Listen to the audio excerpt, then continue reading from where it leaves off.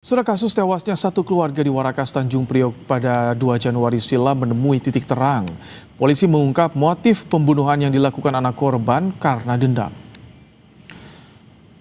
Setelah dilakukan pemeriksaan alat bukti dan keterangan pelaku, polisi menyampaikan jika korban sengaja meracuni ibu dan 2 saudaranya karena dendam atas perlakuan berbeda sang ibu ke pelaku. Pelaku merencanakan pembunuhan korban dengan cara diracuni. Dari hasil pemeriksaan kami, motivasi dari pelaku adalah dendam kepada keluarganya karena merasa diperlakukan berbeda dan sering dimarahi oleh.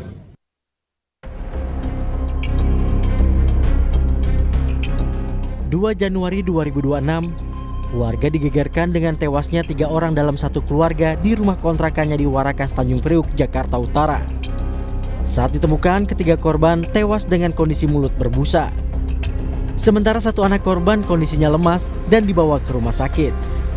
Setelah lebih dari 1 bulan investigasi dilakukan polisi, ternyata anak korban yang terbaring lemas tersebut merupakan pelaku pembunuhan 3 anggota keluarganya. Pelaku Abdullah Sauki Jamaluddin membunuh ibu dan saudara-saudaranya menggunakan racun. Dari rekaman CCTV di lokasi kejadian menunjukkan pelaku Abdullah Sauki Jamaluddin tiba di rumah kontrakan keluarganya di Warakas. Terekam pelaku keluar dari rumah kontrakan dengan membawa salah satu panci yang sudah disiapkan untuk meracuni keluarganya. Dalam pengakuannya kepada polisi, pelaku meracuni ketiga korban dengan racun tikus dan kapur barus. Aksi kejam kepada keluarga itu dipicu oleh dendam karena kerap mendapat perlakuan berbeda dari sang ibu. Kami menetapkan saudara S sebagai pelaku atau tersangka dari perkara peristiwa pembunuhan tersebut, di mana saudara S memang dengan sengaja meracun ke 3 korban itu. Akibat perbuatannya, kini pelaku dijerat dengan pasal pembunuhan berencana dengan ancaman hukuman 20 tahun penjara. Tim Liputan Kompas TV.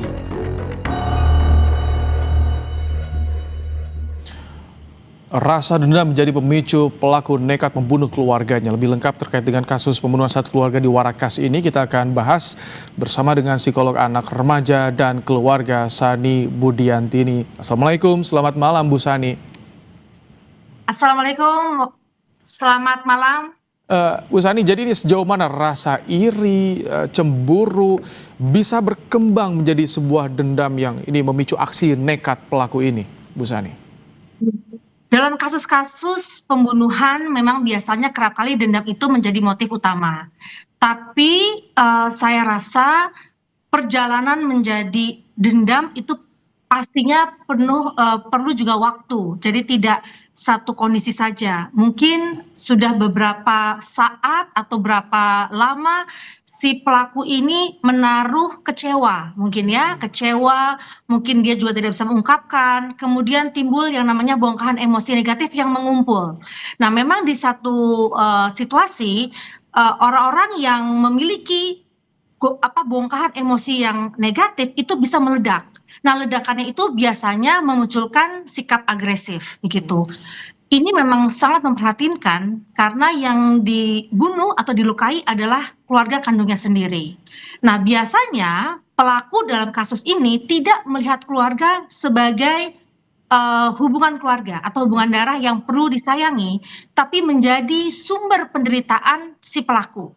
Sehingga pelaku akhirnya melakukan pemusnahan ini demi menghilangkan sumber penderitaan. Itu yang biasanya difikirkan Bu Sani, pelaku yang kalau dari profil pelaku ini usianya di antara 23 sampai 24 tahun, biasanya kan usia seperti ini mulai memiliki lah pikiran-pikiran atau emosi yang matang atau seperti apa biasanya? Iya, memang membangun emosi matang atau meregulasi emosi secara sehat itu tidak selalu dilihat dari usia. Ada juga usia yang tua tapi emosinya kekanak-kanakan, ada juga yang lebih muda tapi lebih matang. Tapi di sini adalah sebenarnya bagaimana seseorang bisa memahami situasi dan kemudian bisa meregulasi emosi. Saya yakin ketika seseorang bisa berkomunikasi, mengutarakan kekecewaannya mungkin atau ketidakfairan yang diterima mungkin, itu bisa membuat amarah seseorang itu bisa mereda begitu. Makanya saya mengharapkan sekali memang hubungan atau komunikasi antar keluarga itu harus ditingkatkan. Sebenarnya ini untuk tidak terjadinya eh, akumulasi amarah atau emosi negatif yang bisa memuncak dan bisa menimbulkan perilaku yang agresif. Agresif itu juga bisa berbagai macam, bisa agresif verbal, bisa fisik, ya bahkan sampai melukai dan atau menghilangkan nyawa seseorang. Nah ini yang dikhawatirkan. Nah menurut saya adalah memang perlunya tadi sekarang ini bagaimana investigasi juga kepolisian untuk melihat kasus ini secara komprehensif, termasuk pemeriksaan psikologis dari orang tersebut, tadi pelaku tersebut. Kalau catatan Anda, apakah ada juga bagaimana kajian? Apakah memang masih banyak orang tua yang tidak menyadari jika mereka memperlakukan anak-anaknya secara berbeda? Ya, saya yakin tidak ada orang tua yang mau menyakiti anaknya. Namun, terkadang orang tua tidak ngeh atau tidak sengaja melakukan hal-hal yang sebenarnya itu melukai perasaan anak. Contoh, mengabaikan emosi anak itu pintu gerbang anak itu depresi atau stres karena diabaikan. Apalagi kemudian dibandingkan. Biasanya kasus-kasus ini itu muncul karena parenting style yang tidak ramah anak. Walaupun itu tidak disengajai. Makanya sekarang banyak orang tua yang kemudian disadarkan bahwa parenting itu adalah sangat penting demi membangun kepribadian anak. Termasuk bagaimana emosi anak menjadi sehat, hubungan antar anak juga baik. Karena bagaimanapun anak itu kan tergantung orang tuanya. Nah di sini kalau saya lihat memang usia 22 tahun itu bukan usia muda, bukan usia anak-anak lagi, sudah usia dewasa. Tapi apa yang dia terima mungkin sudah lama selama ini, sehingga ini yang menjadi akumulasi. Tapi kita juga kenal yang namanya antisocial personality disorder atau sociopath. Orang yang sebenarnya itu tidak sensitif, tidak empati juga ada. Jadi ada yang tadi emosi terakumulasi kemudian meledak.